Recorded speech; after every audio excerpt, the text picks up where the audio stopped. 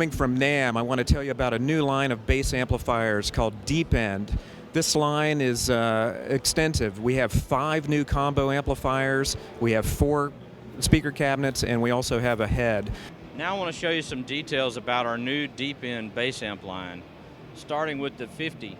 The DE50 is a 12AX7 preamp with a separate input gain and master volume control. There's a solid state power amp in these amps, but there's a special power amp circuit that allows the power amp to clip more like a tube amp instead of having to use a compressor. Here's the 100 watt in a 210, and then we also have the 100 watt combo in a 115. This is the 115 Deep End cabinet. The 200 watt also comes in both 210 and 115. And then under the 115 is our newest 210 cabinet. We had a lot of requests for that last year.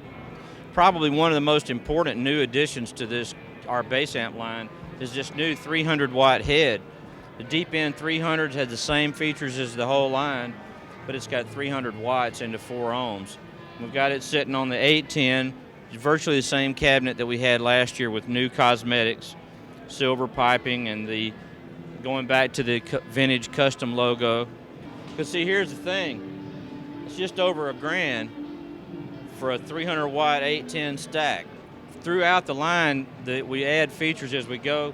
The smallest amp just has a simple 3-band EQ. Here we have the room EQ, which in addition to the regular 3-band, gives you some of the capability that you would normally get with a graphic EQ, but presented in a lot simpler way. For instance, this low contour, if you turn this knob up, you actually can remove some low frequencies that are in that boomy kind of 100 hertz, 120 hertz range. If you turn this down, it rolls off the extreme low end, so you can get a little bit more volume out of the amp without clipping the power amp. So depending on what you're trying to accomplish, you can get different things out of this. The high contour control here does 2 different frequency curves as well, depending on if the room is very loud or lively, or if the guitar, if you're going for more of an older tone, then this roll off here would be appropriate. Or you can do this high contour this direction, which gets rid of some of the in-your-face tone that sometimes accompanies a real live room.